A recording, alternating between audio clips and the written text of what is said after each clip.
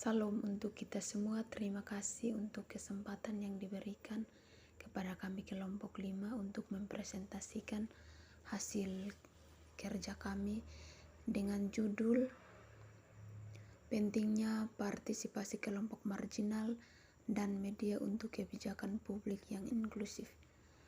Sebelum kita masuk pada materi, kami ingin memperkenalkan nama-nama kelompok. Yang pertama saya sendiri, Mirwandi Misa. Yang kedua, Marcella Riu. Yang ketiga, Jitro Boyati. Kita masuk pada materi. Pentingnya partisipasi kelompok marginal dan media untuk kebijakan publik yang inklusif oleh Aliansi Masyarakat Sipil untuk Transparansi Inklusif dan Demokrasi atau Aspirasi, Perludem Transparency Internasional Indonesia, Setara dan AJI, Perkumpulan untuk Pemilu dan Demokrasi, Perludem Transparency Internasional Indonesia atau TII, Aliansi Jurnal Independen atau AJI, dan Setara, Institut Organisasi Gerakan Aliansi Masyarakat Sipil untuk Transparansi Inklusif dan Demokrasi atau Aspirasi.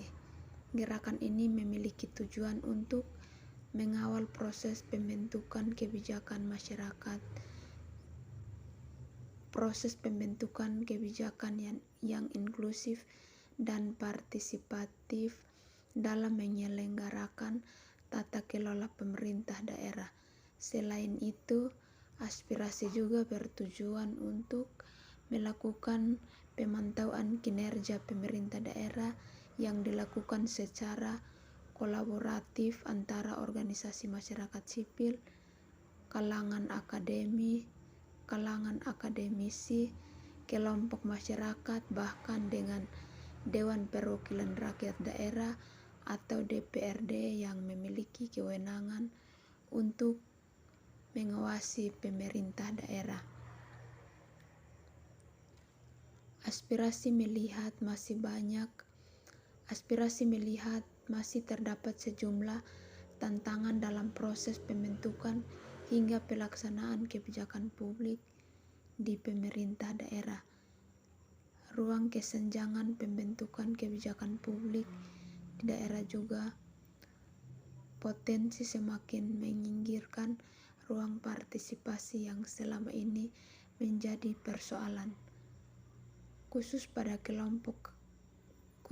kelompok rentan di tengah kehadiran penjabat kepala daerah yang dipilih melalui mekanisme petunjuk langsung yang juga mengabaikan ruang partisipasi publik.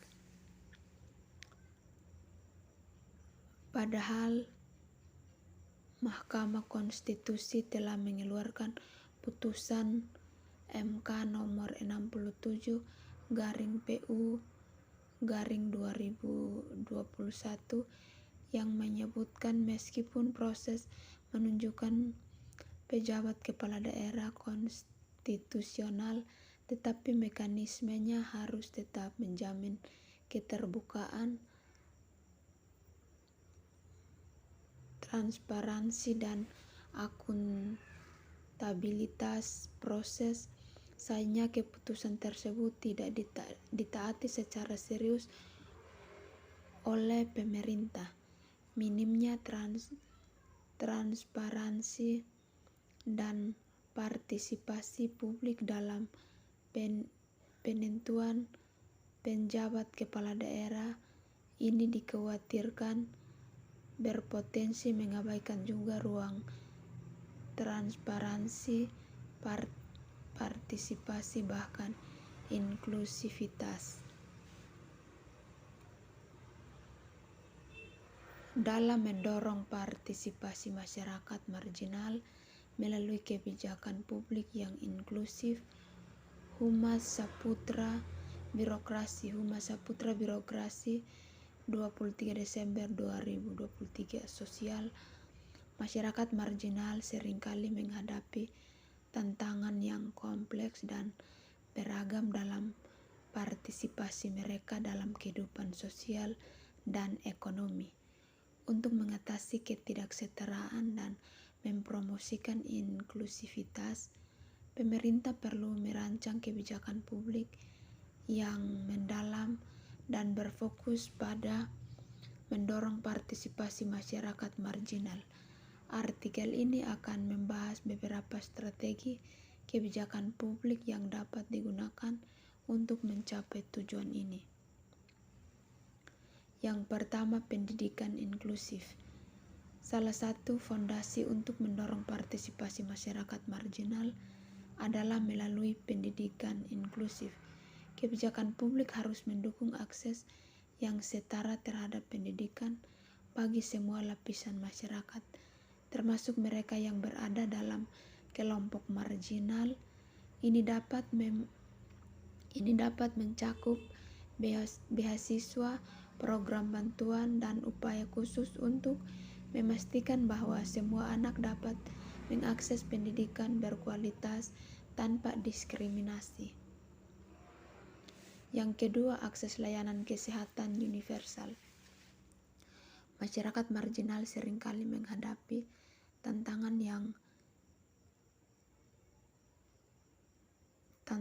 dalam mengakses layanan kesehatan. Kebijakan publik harus berfokus pada menciptakan sistem kesehatan yang inklusif dan terjangkau, dengan memberikan perhatian khusus pada penyediaan layanan kesehatan primer, imunisasi, dan perawatan maternal. Selain itu, pendekatan berbasis komunitas dapat juga digunakan untuk meningkatkan kesadaran dan akses terhadap layanan kesehatan. Yang ketiga, partisipasi dalam pengambilan keputusan. Kebijakan publik yang sukses harus melibatkan masyarakat marginal dalam proses pengambilan keputusan. Mekanisme seperti forum, konsultasi, dialog terbuka, dan partisipasi langsung dalam perumusan kebijakan dapat memberikan wadah bagi suara masyarakat marginal. Ini membantu memastikan bahwa kebijakan yang dihasilkan benar-benar mencerminkan kebutuhan dan aspirasi mereka. Yang ketiga, perlindungan hak asasi manusia. Kebijakan publik harus mendukung perlindungan hak asasi manusia bagi masyarakat marginal. Ini termasuk penegak hukum yang adil, perlindungan terhadap diskriminasi, dan pemberdayaan lembaga-lembaga yang memperjuangkan hak-hak masyarakat marginal.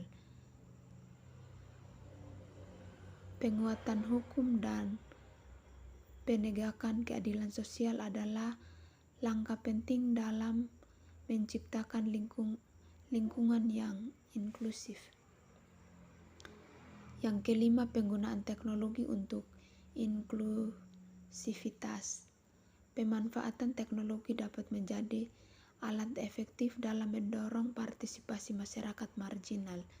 Kebijakan publik dapat merancang program digital yang memberikan akses informasi, pelatihan keterampilan digital, dan peluang ekonomi melalui platform online.